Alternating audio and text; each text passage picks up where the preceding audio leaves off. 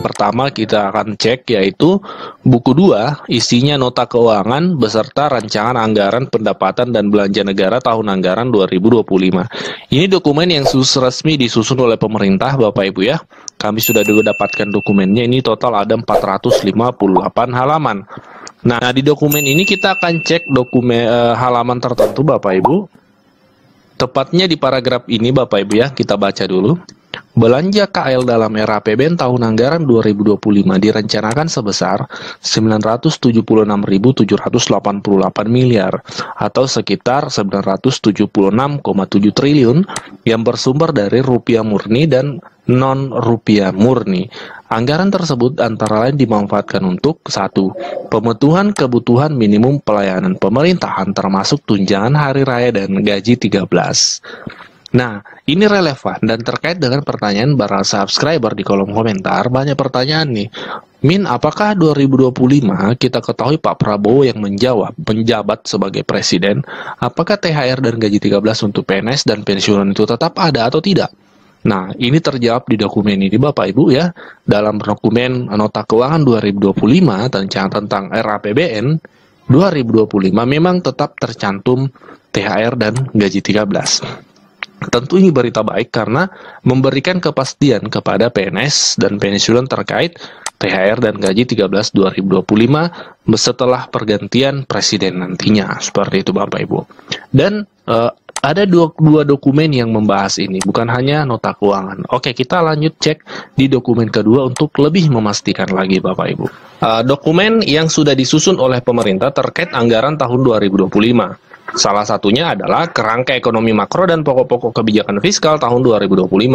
Ini adalah dokumen yang sudah disusun oleh pemerintah.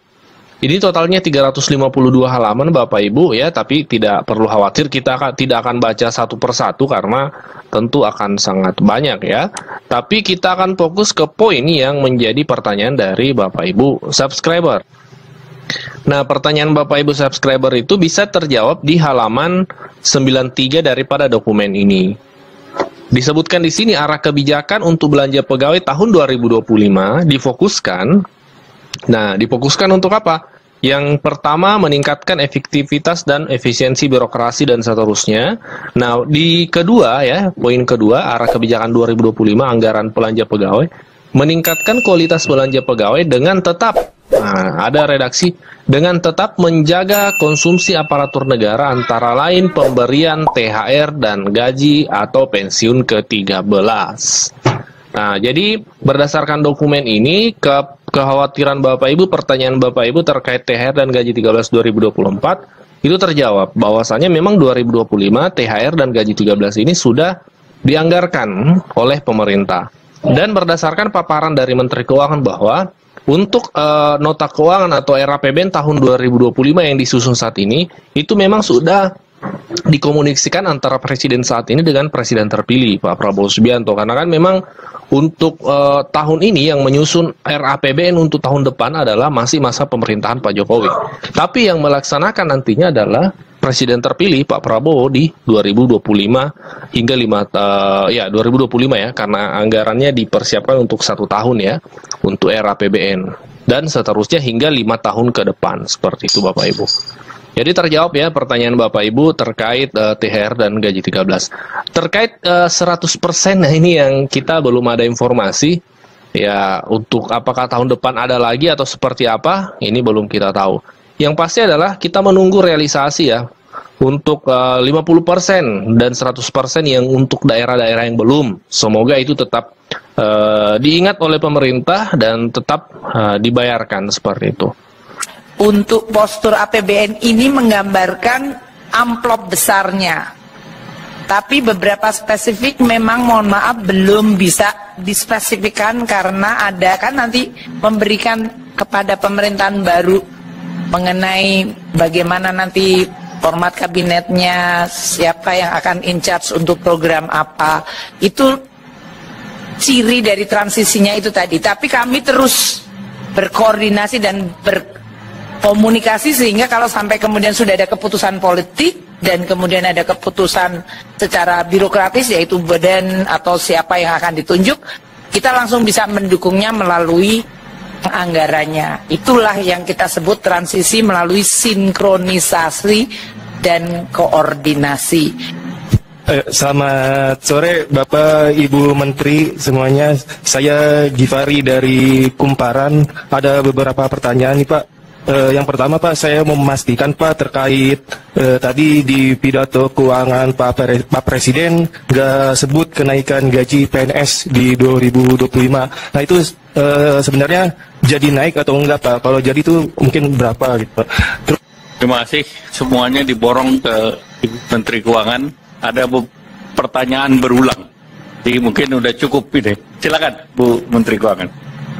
Baik, tadi sudah disampaikan ini adalah APBN transisi.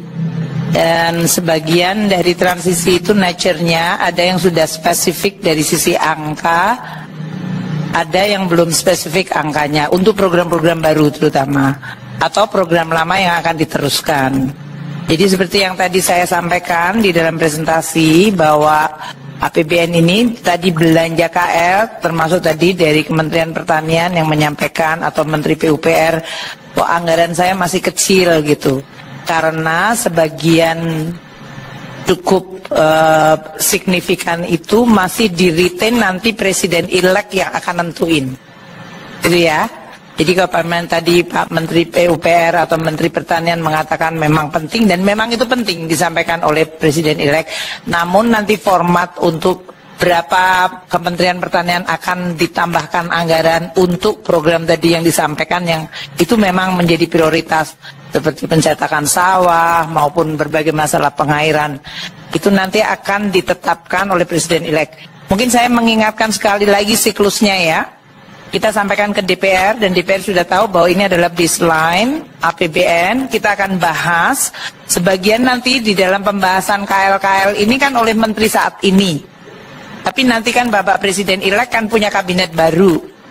Dan oleh karena itu saya akan sampaikan pembahasan dengan DPR yang nanti sampai dengan akhir September akan mengetok APBN-nya, menyetujui, tapi kemudian Presiden baru dengan kabinet baru akan kemudian melihat program itu dan dipa-dipanya mungkin akan disampaikan termasuk apakah ada dipa yang memang akan spesifik dipindahkan tadi dari belanjanya pemerintah pusat yang ada di non-KL ke katakanlah Menteri Pertanian, Menteri PUPR atau Menteri Kesehatan atau Menteri Pendidikan.